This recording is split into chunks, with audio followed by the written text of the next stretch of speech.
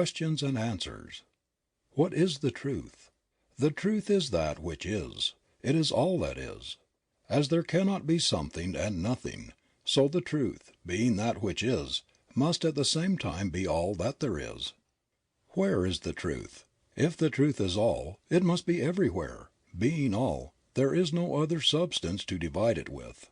Being undivided, it is everywhere present. All truth, which means all power, must be present at all points, or at any given point at any and all times. Has the truth changed? A substance cannot change unless there is something for it to change into. Since the truth is all, it cannot change, for there is no other thing for it to change into. Whatever is the truth then has never changed. Is the truth, or that which is, one or many?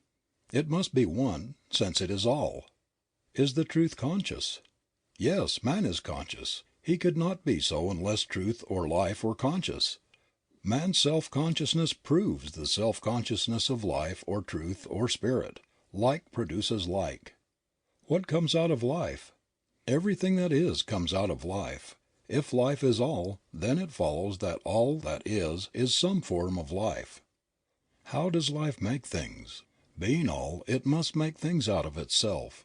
It must operate upon itself, through itself, and out of itself must make all that is made. Being conscious, it must know that it is doing this. What would we call this inner movement of life? The inner movement of life or consciousness we would call thought or the self-knowing of life or spirit. Then the universe and all that is a part of it comes from thought? Yes, everything comes from thought.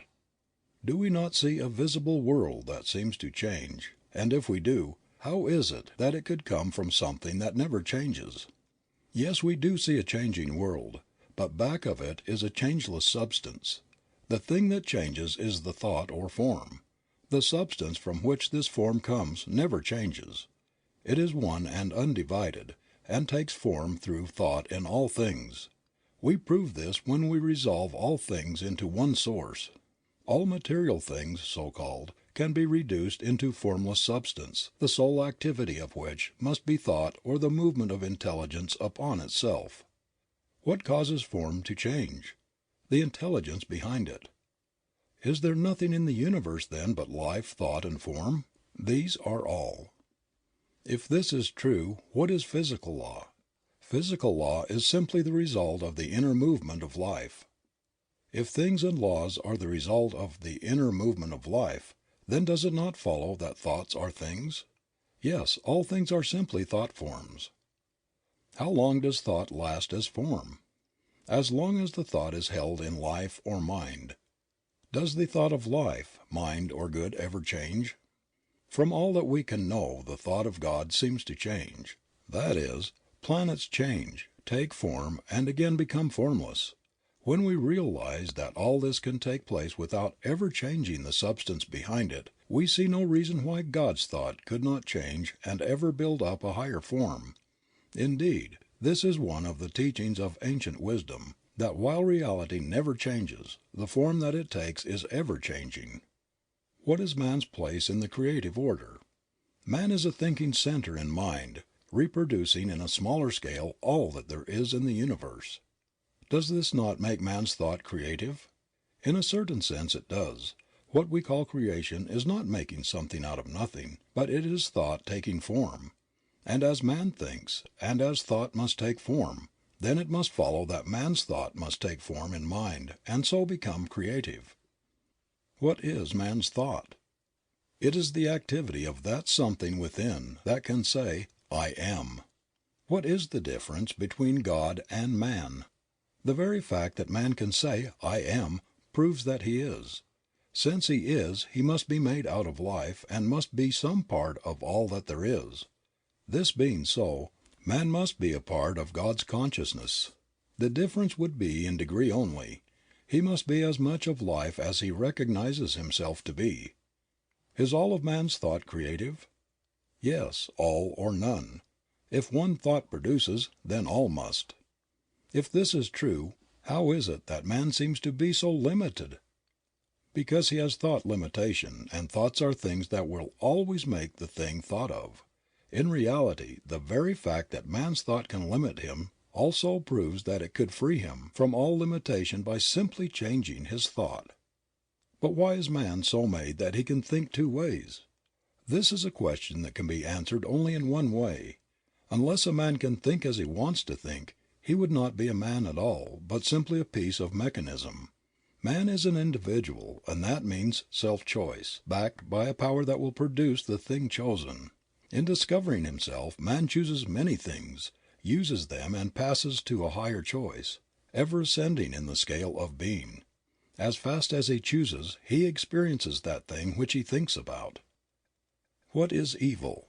Evil is the result of a lack of clear seeing, based upon a belief in two powers, and limitation of what we call sin is the result of man's struggle to find himself. If this be true, why could we not at once begin to change our whole life by first changing our thought? We could. We would not be changing real substance, but we would be changing the form that it takes through our thought. All that we can change is the form of thought through which experiences come to us. What is the limit of man's creative use of mind? Man is limited by nothing but his own thinking, by his mental ability to conceive. What is meant by mental conception? All things are produced by thought. The thing produced from mind is first formed in thought. Thought molds mind into form. But do we not have to act? We cannot think without acting. An inactive body is the result of an inactive mind. In using our creative powers, how far do we have to consider the conditions under which we live? We do not have to consider them at all. Conditions are the result, the effect, and not the cause. We create them as fast as we think.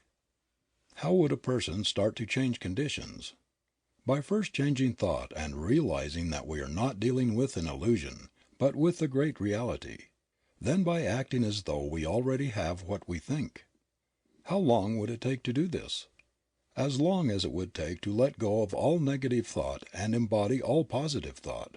This would depend entirely upon the individual and his mental ability to control thought. What would hinder us the most? Ourselves. No one gives to us but ourselves, and no one takes from us but ourselves. Can no one else help us? Only to a limited degree. While we may be helped by those who understand the law, for a time, yet sooner or later we must ourselves take the creative responsibility of our own lives.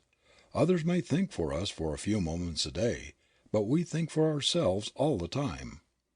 But does not God help us? Yes, God helps all, but must do it through law. All's love, yet all's law. How should we pray? By giving thanks that we already have that thing that we pray for, by completely believing and never doubting. When ye pray, believe that ye have received, and ye shall receive. We must be sure that in no way shall we think, act, or talk, or read about limitation. We must all be a law unto ourselves. Definitions. God. Infinite Spirit, self-knowing mind, life, truth, intelligence, love, all cause and all effect. That invisible power which makes all things out of itself by an inner action of its own thought upon itself. The visible universe. The ideas of God in expression, the body of God, expression of the divine mind. All visible life is an expression of an inner concept. Law. Mind in action. Law is not cause, it is effect. It is intelligence operating. All law is universal. Vibration. Not intelligence, but the result of intelligence. It follows cause. Thought. The activity of mind. Man. A thinking center in mind. Creation. Thought becoming form. The Immaculate Conception. Sin. Lack of understanding. Righteousness. Spiritual understanding. Sickness. Image of thought held in mind appearing on the body. Health. The realization of perfect life. Poverty. Limited thought. Riches. The realization of our unity with life, which is limitless. Consciousness. The realization of the fact that we are. Life. Consciousness of power and activity. Truth. That which is. Realization, an inner thought process whereby we become conscious of our unity with life. Absolute, complete self-knowing. Causation, God, Spirit, Life, that which is. Intelligence, that which knows that it is. Unfoldment, the birth of ideas coming forth from mind. Illusion, belief in two powers. Soul, the inner creative life, the feminine, receptive, creative. Sense, not an illusion, but the faculties through which we contact life in its expression. Motion, the inner activity of life-producing manifestation. Effect, the result of inner motion. The Word, the activity of thought. Faith, positive mental activity. Fear, negative mental activity. Attraction, the drawing power of thought. Unity, one mind flowing through all and in all. Objective, life in its outer form. Subjective, life in its inner thought or form. Karma, the law of cause and effect, the result of past thought and action binding the ignorant and freeing the wise. Multiplicity, the bringing forth from the one of an infinite variety of form, color, and motion. Treatment, the mental and spiritual activity of thought for a definite end. Demonstration, the result of correct thinking. Heaven, the atmosphere of correct thought. Hell, the atmosphere of false thinking. Peace, mind resting in the realization that it is all. Poise, an inner calm which never fears. Power, the result of the union of peace and poise.